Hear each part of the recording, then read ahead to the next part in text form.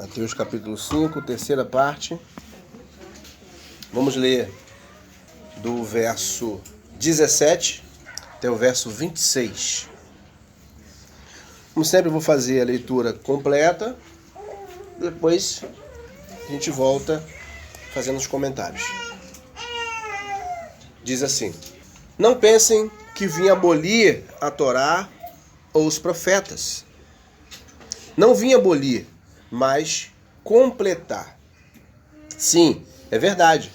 Digo a vocês, até que os céus e a terra passem, nem mesmo um iud ou um traço da Torá passará. Não até que todas essas coisas que precisam acontecer tenham ocorrido. Portanto, quem desobedecer a menor dessas mitzvot e ensinar outras pessoas a agirem da mesma forma será chamado menor no reino do céu. Mas quem obedecer a elas e ensinar dessa forma será chamado maior no reino do céu. Pois eu lhe digo, a menos que a sua justiça seja muito maior que a dos mestres da Torá e dos perushim, dos fariseus, vocês não entrarão no reino do céu. Vocês ouviram que foi dito aos nossos pais: não assassine, e quem cometer assassinato estará sujeito a julgamento. Mas eu lhes digo, quem demonstrar ira contra seu irmão estará sujeito a julgamento. Quem chamar seu irmão de imprestável será trazido perante o sinédrio, e quem disser tolo incorre na penalidade de queimar no fogo do Gueinom. Portanto, se você apresentar uma oferta no altar do templo e ali se lembrar de que seu irmão tem algo contra você, deixe sua oferta junto do altar e faça as pazes com seu irmão. Então volte e apresente sua oferta. Se alguém processar você, chegue rapidamente a um acordo com ele, enquanto ambos estão a caminho do tribunal. Caso contrário, ele poderá entregá-lo ao juiz, e o juiz ao oficial do tribunal, e você será lançado na cadeia. Sim, é verdade. Digo-lhe que você certamente não sairá até pagar o último centavo. Amém? Fazendo uma recapitulação aí, né? Nosso propósito é continuar trazendo mais entendimento a respeito do que o Messias Yeshua ensinou e mostrar que todos os seus ensinos tinham como base as escrituras sagradas, ou seja, em sua época o Taná, né? Torá, Neviim, Ketuvim, ou seja, Torá, profetas e escritos. Mostrar que nada era meramente inventado para um suposto Novo Testamento que anularia os mandamentos do Eterno, trazendo novos. Esses pensamentos advêm de ensinos errados, criados para dar base a dogmas inventados que nada têm com as Escrituras. Por isso, mostraremos aqui os princípios claros e escriturísticos das palavras do mestre da Galileia, Yeshua Natseret Hamashia. Vimos nos estudos anteriores que ao lermos, ou ouvirmos sobre o Sermão da Montanha, lembramos das chamadas bem-aventuranças, mas nós ensinamos aqui na primeira aula e na segunda aula que esta parte é apenas o começo do ensino de Yeshua naquela ocasião e que ele abrange do capítulo 5 até o capítulo 7. Tá? Esse ensino não é só no capítulo 5. Ele vai do capítulo 5 ao 7. E que tradicionalmente se divide em sessões de ensino. As bem-aventuranças são apenas a primeira das 5 sessões mencionadas anteriormente. A segunda sessão, vemos Yeshua comparar os talmidim com o sal e com a luz. E vimos como os servos do Eterno que desejam fazer parte do reino devem viver, bem como também as consequências de ser desse reino e as suas obrigações e responsabilidades para com as pessoas deste mundo. Agora, vejamos a sessão terceira, que vai de Mateus capítulo 5, verso 17, até o capítulo 48, até o verso 48. No nosso caso aqui, a gente vai parar no verso 26, né? O restante ainda faz parte da terceira sessão, mas nós não encerraremos. E mais alguns versos aí, né, do que Yeshua ensinou. Então, nesta terceira sessão, Yeshua deu aos Talmidim, aos discípulos, tá, uma profunda perspectiva sobre a Torá de Hashem. Esta sessão é também muito mal compreendida, como muitos outros textos das Escrituras, né? Principalmente na Brit Hadashah, nos textos aí referentes a Bessorá, os Evangelhos. Elas são mal compreendidas, pois muitos acham que Yeshua, aqui, principalmente nessa parte, está trazendo ensinamentos contrários à Torá, por causa da palavra, que nós vamos ver ali. Ouviram o que foi dito, eu, porém, vos digo. Então eles acham que isso é uma contrariedade, mas isso não é uma contrariedade, isso é uma técnica rabínica que era usada na época. Tá? Eu vou falar sobre isso, tá bom? Devido que a essa suposta antítese aí, né, essas oposições mencionadas pelo Messias Yeshua ao apresentar os casos que aparentemente são contraditórios, mas veremos que ele estava, na verdade, ensinando a mais pura Torá do Eterno. Certo? Então vamos lá. Vamos entrar na primeira parte aí, falando sobre nenhum yud ou um traço da Torá. E aí a gente volta para o texto bíblico lá no verso 17, que fala, olha, eu vou ler do verso 17 até o verso 20. Vamos dividir assim em bloco, que a gente vai falar sobre esses versos desse bloco aqui. Não pense que vim abolir a Torá ou os profetas.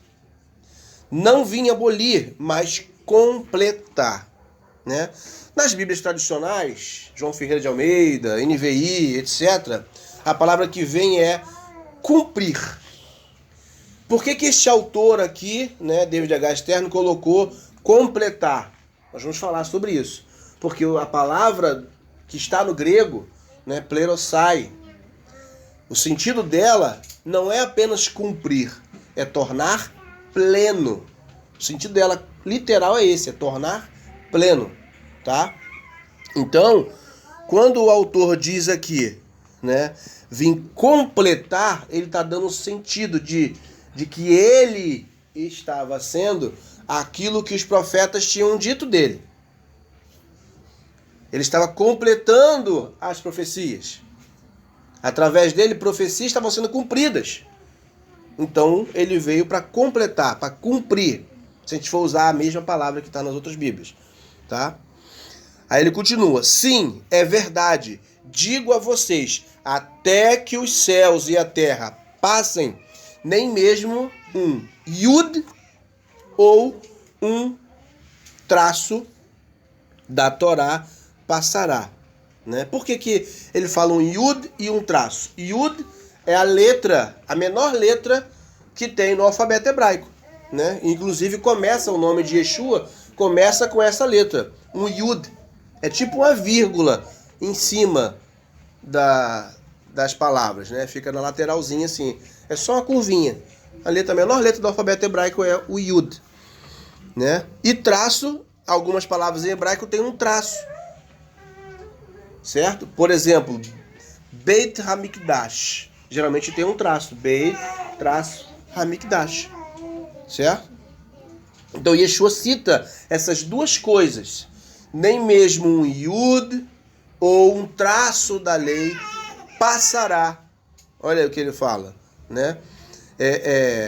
Digo a vocês até que os céus e a terra passem, nem mesmo um yud ou um traço da Torá passará, não até que todas as coisas que precisam acontecer tenham ocorrido. Ou seja, tudo que foi profetizado vai acontecer. É disso que ele está falando. E ele continua. Portanto, quem desobedecer a menor dessas mitzvot, ou seja, desses mandamentos, e ensinar, veja bem isso, irmão, isso é sério. Quem desobedecer o menor desses mandamentos e ensinar as pessoas a desobedecer, e aí você vê a dificuldade que é essa parte. Não é só desobedecer, porque tem gente que não só desobedece, tem gente que ensina os outros a desobedecer também. Essas pessoas Yeshua fala: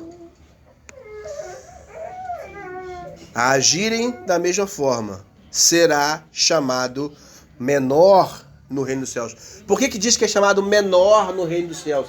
A palavra grega para menor aqui, o sentido dela é que é tão ínfimo, é tão pequeno, que não vai ser vista no reino. Esse é o sentido, tá? Mas quem obedecer a elas e ensinar dessa forma será chamado maior no reino dos céus, ou seja, será grande, será visto, será reconhecido. É disso que ele está falando. Pois eu lhes digo, a menos que a sua justiça seja muito maior que a dos mestres da Torá, os escribas, e dos perushim, fariseus, vocês não entrarão no reino dos céus. No reino do céu. Então esse é o primeiro bloco. E agora a gente vai fazer alguns comentários. Aí eu pergunto, qual é o ensinamento que Yeshua queria passar com essa declaração? Qual declaração? Eu não vim abolir a Torá ou os profetas. Não pensem que eu vim abolir a Torá ou os profetas. O que ele queria ensinar com essa declaração? O que ele queria ensinar com essa declaração? O que Yeshua estava sugerindo sobre as atitudes dos fariseus em relação à Torá, quando ele fala lá embaixo, no final desse bloco, que as pessoas não entrariam no reino dos céus se a justiça delas não fosse muito maior do que a dos escribas e fariseus. O que ele queria dizer com isso? Porque nós sabemos uma coisa.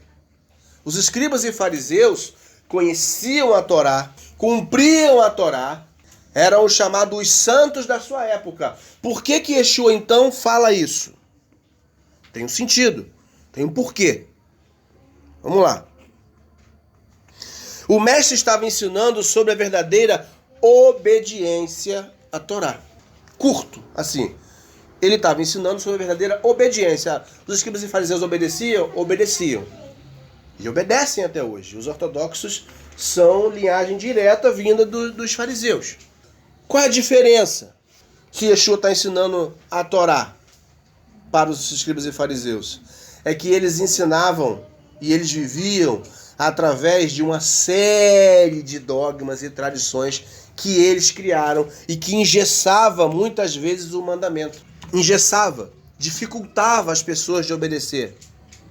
Por isso que Yeshua vem trazer uma Torá sem tantos dogmas. Ele seguia algumas tradições, ele seguia alguma halahá. A palavra halahá significa caminho, tá? A gente de vez em quando eu falo isso aqui, halahá ou dogma, né?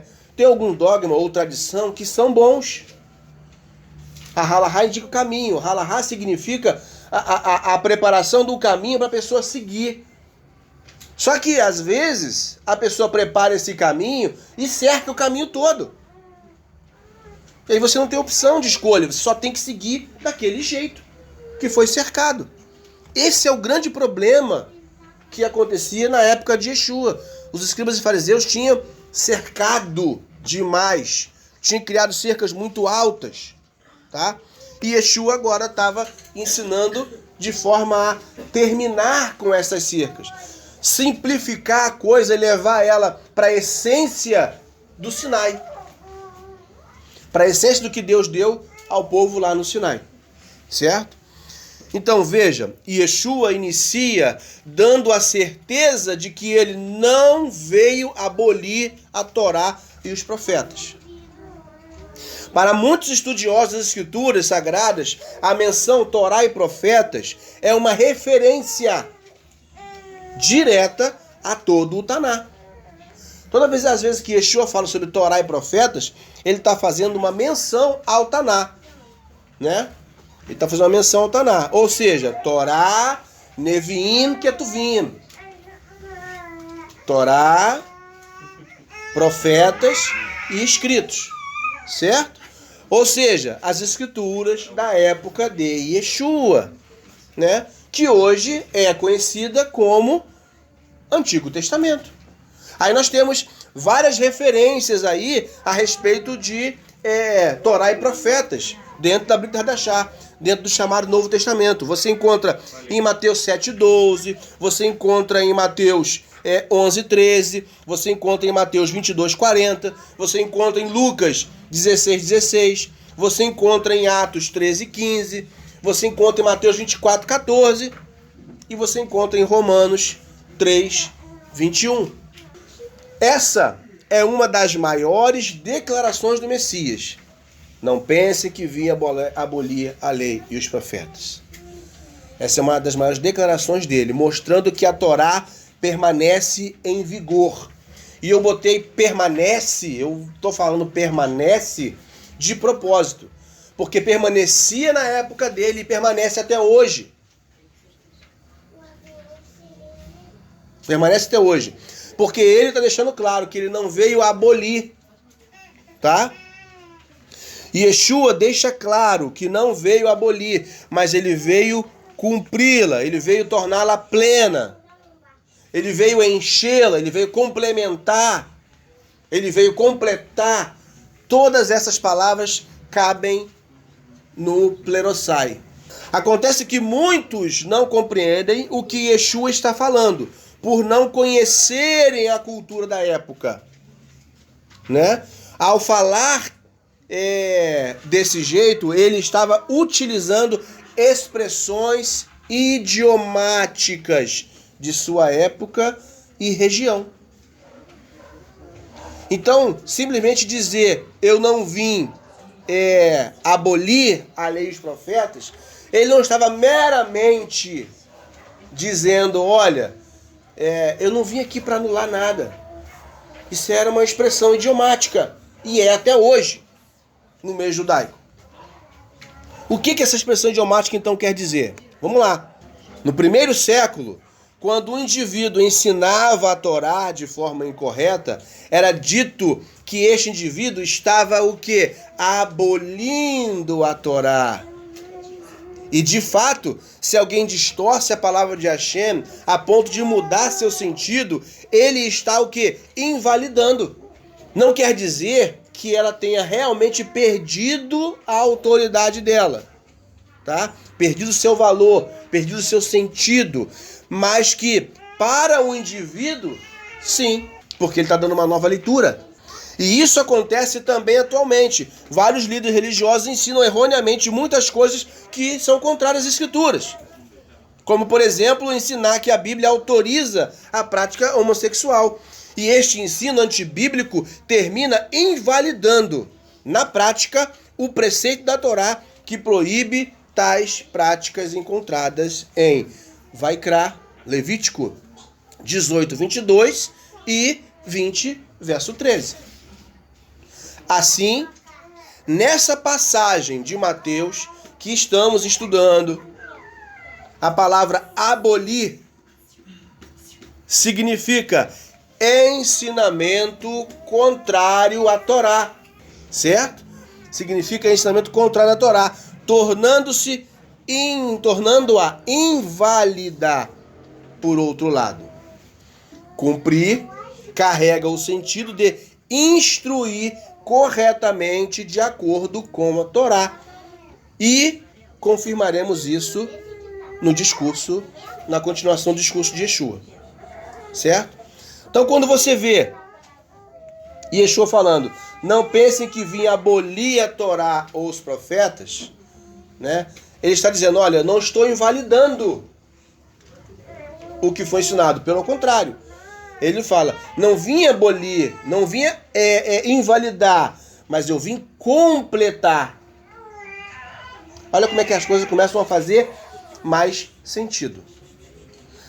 Cabe ressaltar que essa dicotomia abolir e cumprir, ou cumprir e abolir, é explicada pelo rabino James Trim.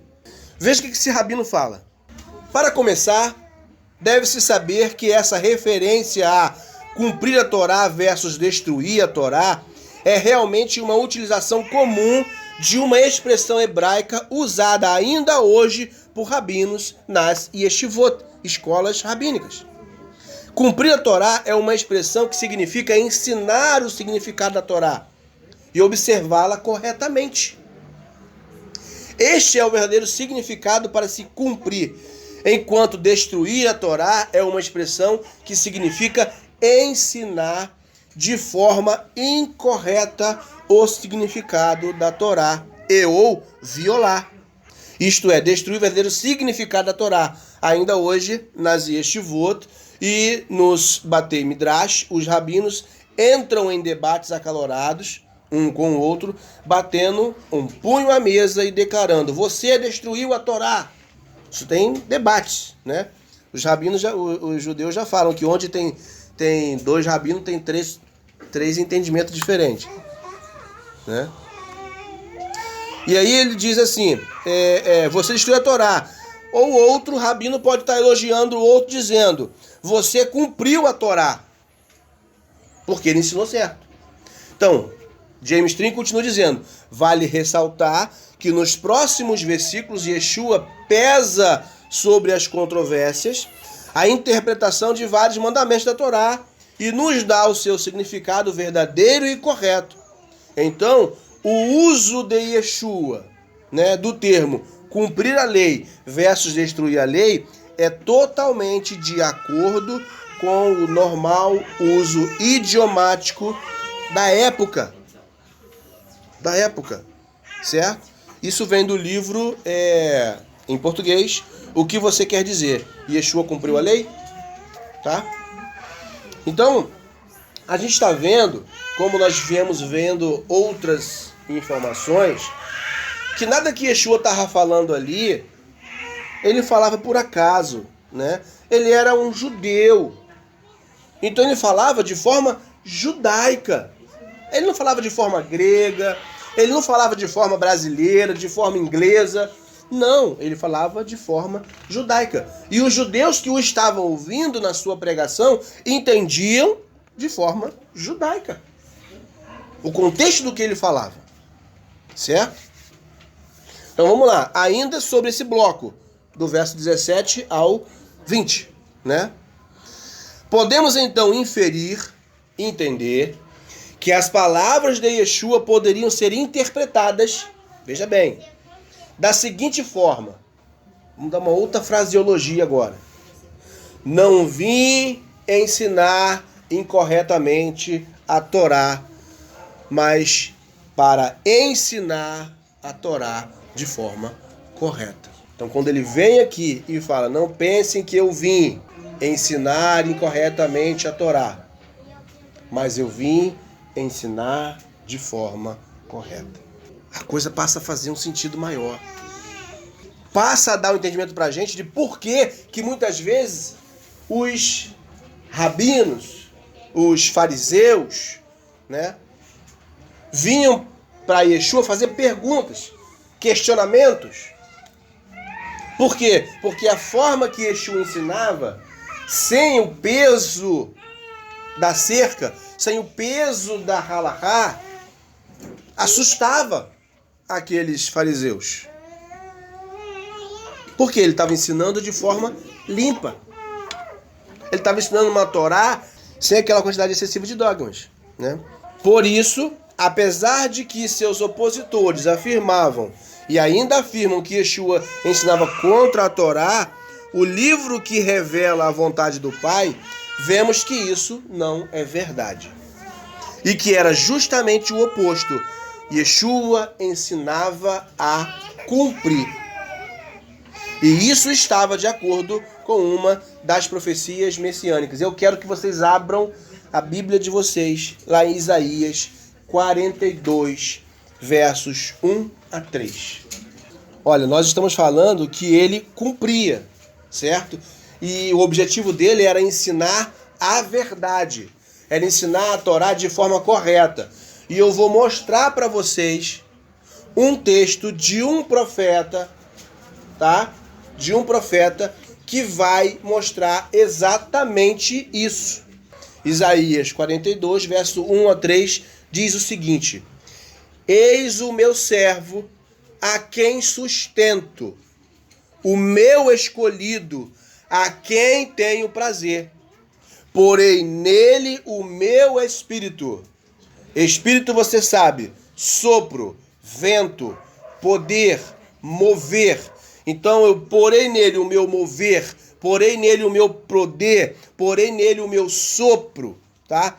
E ele trará justiça às nações. Não gritará nem clamará, nem erguerá a voz nas ruas. Presta atenção nisso agora.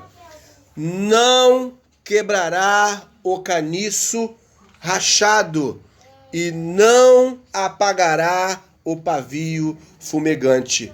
Com fidelidade fará justiça.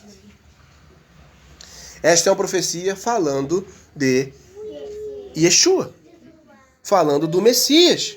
Veja como Isaías deixa claro o caráter e a fidelidade do Messias. Veja a referência ao caniço rachado e ao pavio fumegante, tá? Eles são uma alusão à Torá e aos profetas. Quando eu falo que a Torá é a régua e os profetas o prumo, eu estou falando disso. Porque caniço rachado é um apontamento para régua, para Torá.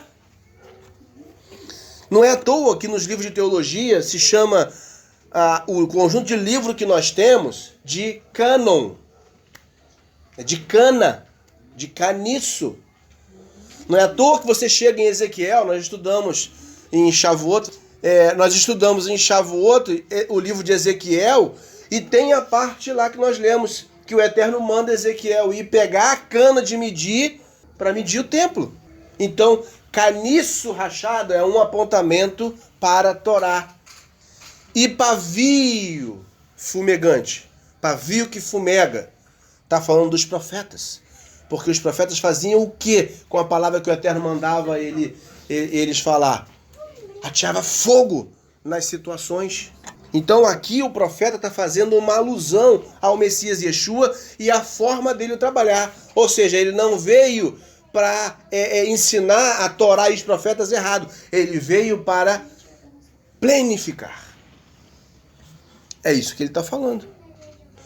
Então caniço é apontamento para a régua de medir, que é a Torá, e pavio fumegante é um apontamento para os profetas.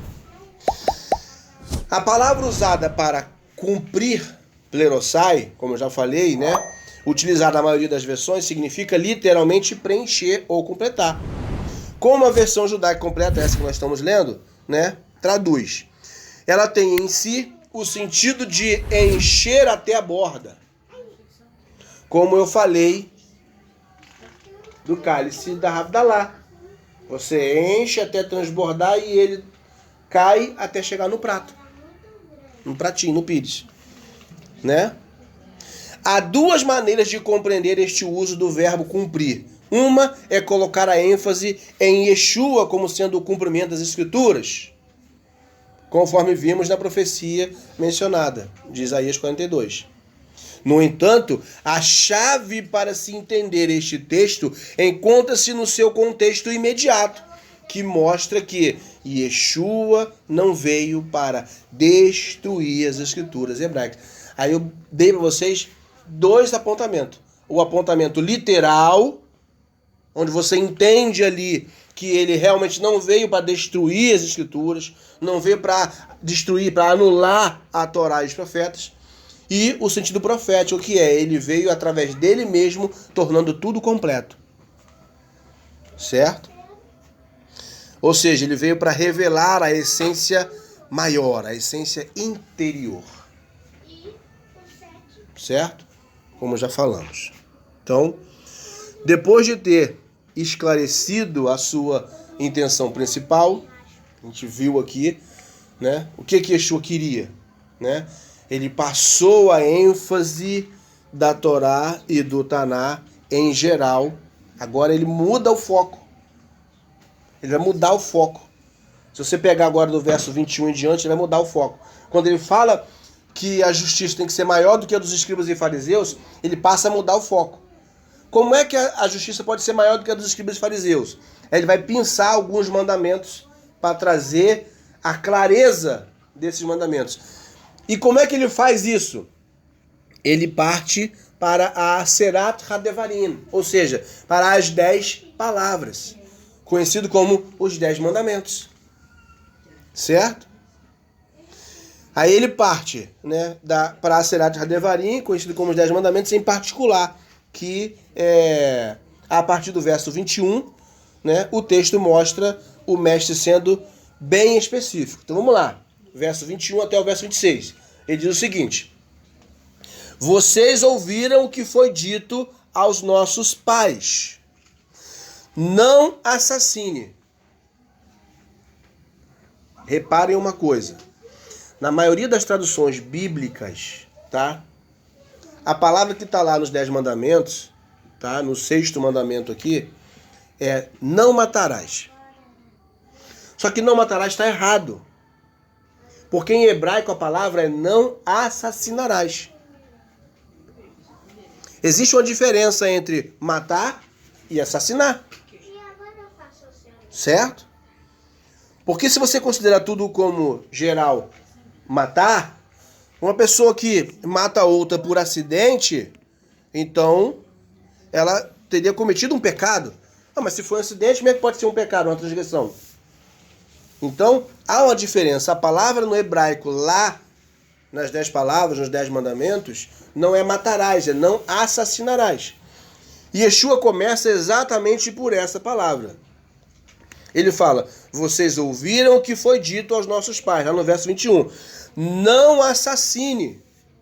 E quem cometer assassinato estará sujeito a julgamento.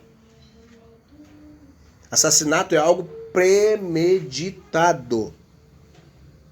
Algo pensado, calculado, medido, preparado. Certo? Verso 22. Mas eu lhes digo, quem demonstrar ira contra seu irmão estará sujeito a julgamento. Quem chamar seu irmão de imprestável será trazido perante o Sanedrim, o Sinédrio. E quem disser tolo incorre na penalidade de queimar no fogo do Gueinom. Portanto, se você apresentar uma oferta no altar do templo e ali se lembrar de que seu irmão tem algo contra você, deixe sua oferta junto ao altar e faça as pazes com seu irmão.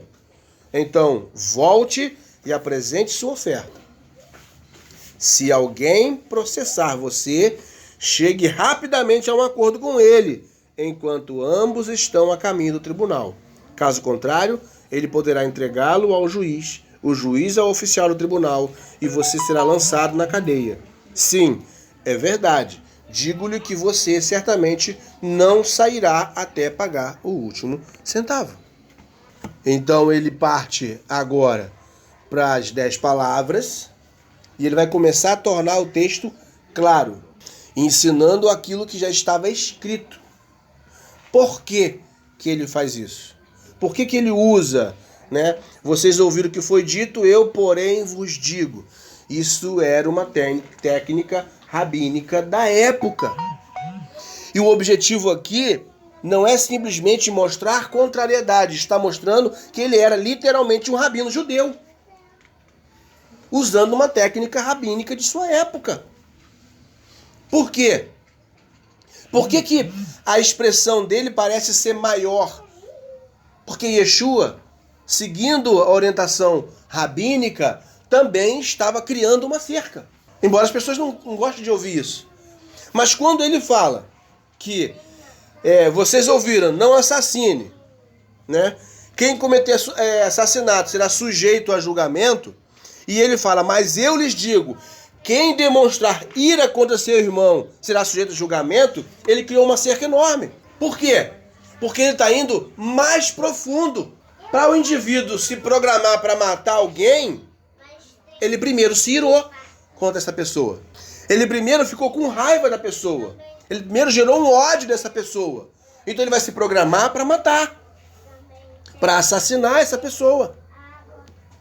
Então Yeshua está indo no profundo.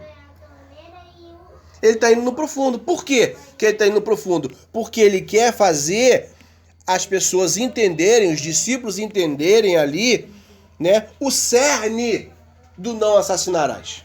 Yeshua está indo na fonte, tá? Então vamos lá.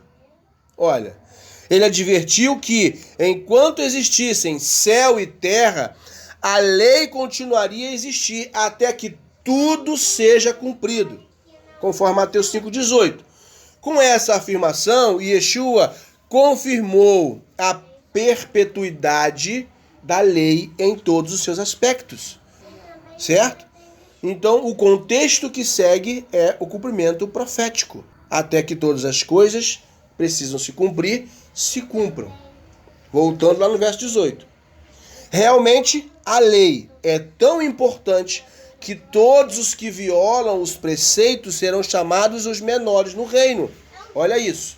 Conforme lemos no verso 19, esta é apenas uma maneira profética de dizer que esses chamados menores não serão vistos no reino, assim como aqueles que vivem pela lei estarão ou serão vistos no reino.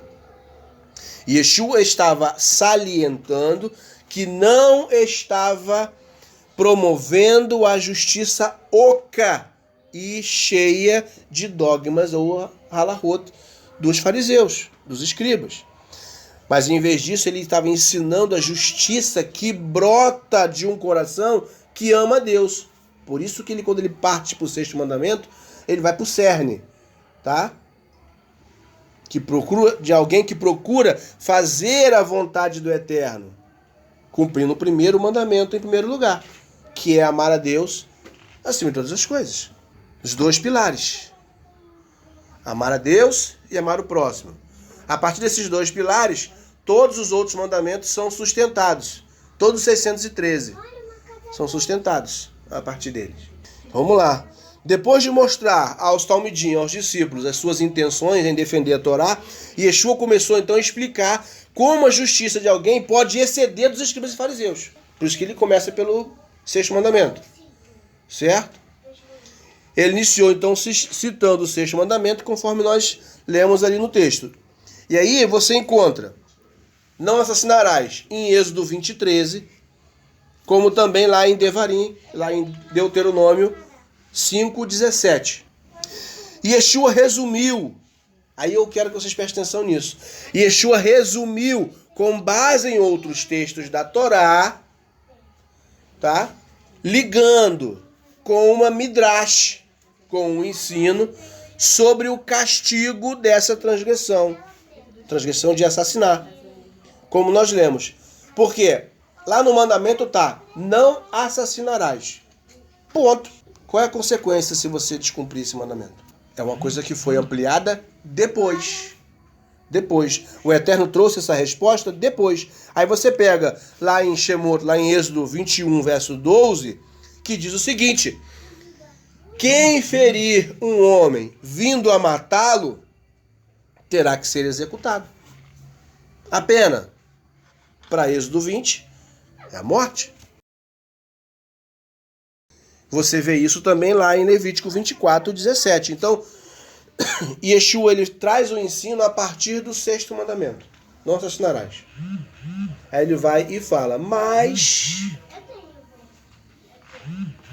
Aí ele complementa. Ele amplia o entendimento. Olha só, a pena é a morte, para se você assassinar.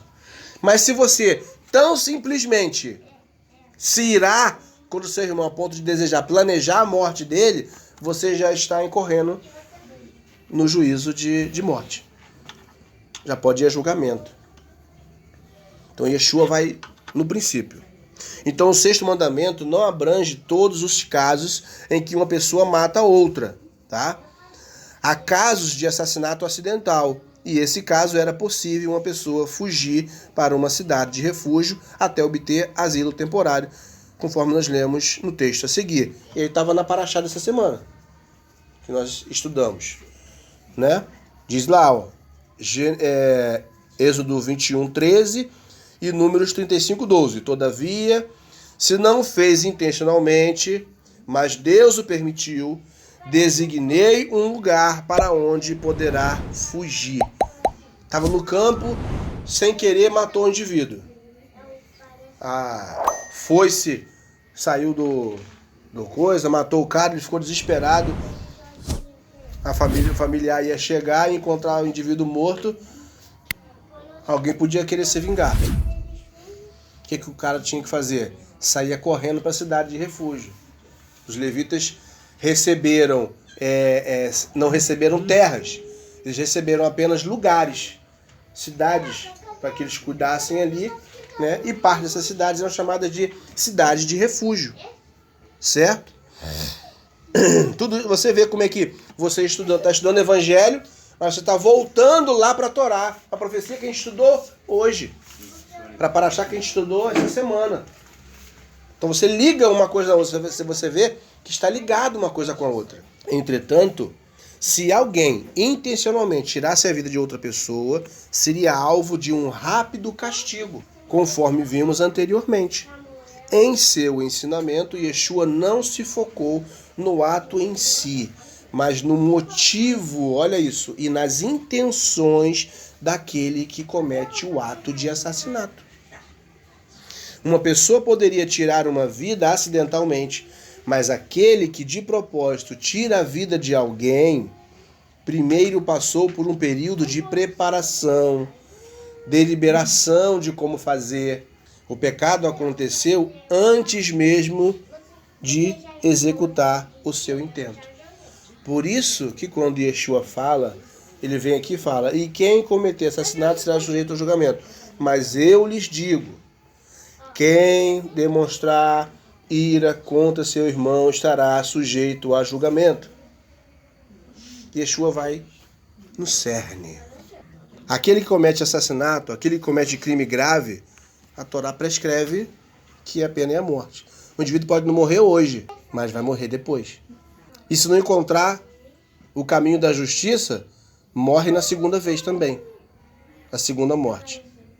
Que é o julgamento a qual a Torá está se referindo. Então, tanto ela vai ser cumprida no nível literal, no tempo, como ela vai ser cumprida no nível profético, no futuro. Se o indivíduo não se corrigir hoje, ele pode até escapar do julgamento hoje. Mas lá no futuro ele não vai escapar. Porque a Torá se cumpre. A profecia se cumpre. Ao ler Mateus 5, verso 22, né, que diz ali, mas eu lhes digo, quem demonstrar ira contra seu irmão estará sujeito a julgamento. Quem chamar seu irmão de imprestável será trazido perante o sinédrio. E quem disser tolo, incorre na penalidade de queimar no Guerrinom. Guerrinom, lago de fogo. Tá? E aqui, lago de fogo não é algo espiritual. Quando Yeshua falou sobre Guerrinom, o Guerrinom existia onde ele estava. Era um lugar fora da cidade, onde se queimava lixo. Ele está fazendo um apontamento profético para o que vai acontecer no futuro, para alguém que for julgado e condenado. Ele será eliminado. Não está falando de um lugar de fogo eterno, está falando de um lugar de eliminação, que é a segunda morte. Então, quando a gente lê esse texto, podemos nos perguntar a que comparação Yeshua faz com o assassinato, né? Qual a verdadeira questão Yeshua procura salientar e o que nos diz isso acerca do verdadeiro alcance da Torá de Hashem. Então vamos lá.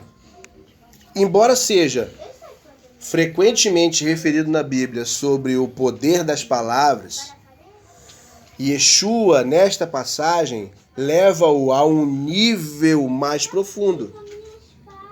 Porque veja que ele fala, mas eu lhe digo, quem demonstrar ira contra seu irmão, olha só, não assassinarás. Vocês ouviram isso. Mas eu lhe digo, quem demonstrar ira contra seu irmão, já é culpado de julgamento. E quem chamar, olha a palavra aqui, expressa, quem chamar seu irmão de imprestável, será trazido perante o sinédrio. Veja que nós estudamos na Paraxá dessa semana também sobre o poder da palavra, o poder da promessa, do voto. Ora, se você empenha a sua vida, a sua alma, vida, nefesh, quando você promete algo, quando você fala algo, quanto mais se você usar a palavra para xingar alguém. E é o que Yeshua está falando aqui. Porque você já está demonstrando ira. Está deixando entrar ira. É isso que ele está falando. Tá? Então vamos lá. Yeshua demonstra então nessa palavra, nessa passagem, o nível mais profundo. Né?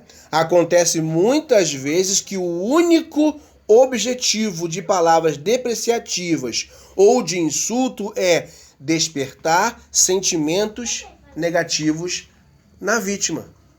E isso é forte. Porque às vezes o indivíduo ele ficou com raiva, mas ele se conteve. Acabou. Agora ele ficou com raiva e começa a depreciar a pessoa, falar. Por quê? Porque ele quer diminuir a pessoa. Ele quer diminuir a pessoa. Quer gerar um sentimento ruim nela. E isso é transgressão. E é a mesma coisa que assassinato. E Yeshua está indo no cerne. Yeshua está indo no centro da situação. Por isso que, quando eu falei que a alahá, a cerca que Yeshua está criando, é mais alta, porque era comum um rabino da época fazer com que eleve o nível de cumprimento da Torá. Qualquer rabino da sua época queria elevar os seus alunos a cumprir a Torá de forma melhor que a dos outros. Então Yeshua pega e eleva o nível. Só que ele eleva o nível numa situação profunda.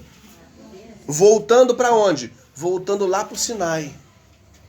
Como Deus apresentou a Moisés e ao povo de Israel lá no Sinai. Simples. De forma simples. Vamos lá. Acontece muitas vezes que o único objetivo de palavras depreciativas, né, ou de insultos, é despertar sentimento negativo na vítima.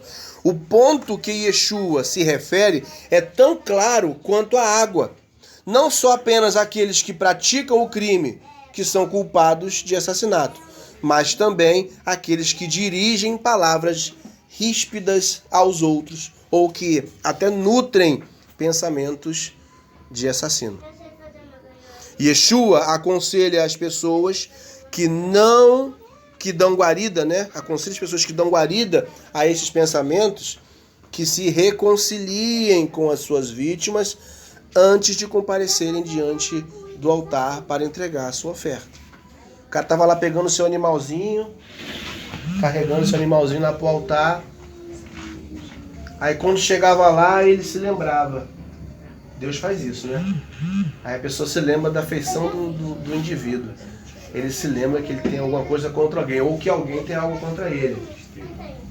O que ele tinha que fazer? Largar o animalzinho lá amarrado em algum lugar e voltar até a pessoa se consertar. Se corrige, né? Então Yeshua aconselha as pessoas que dão guarida a esses pensamentos que se reconciliem com suas vítimas antes de comparecerem diante do altar, de acordo com Mateus 5, 23 a 26. Esse texto também aponta para o fato de alguém ter algo contra você. Mesmo assim, você precisa tentar se reconciliar. Ah, mas eu não fiz nada.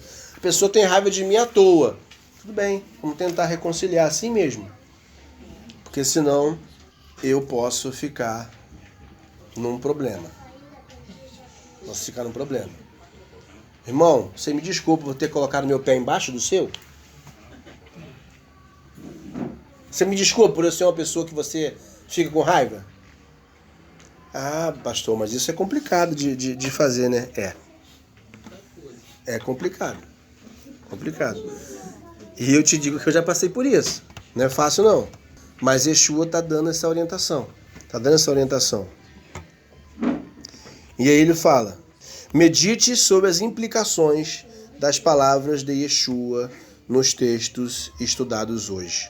Como nós temos nos comportado neste aspecto? O que um padrão tão elevado que Yeshua está estabelecendo nos diz a respeito da necessidade de se estar permanentemente coberto pela justiça do Messias. Olha a vida justa de Yeshua tendo que estar sobre nós o tempo todo. É por isso que seguir a vida justa dele é ter os parâmetros dele. É seguir a forma como ele vivia. Não é algo fácil. Não é algo simples e não é comum. Amém?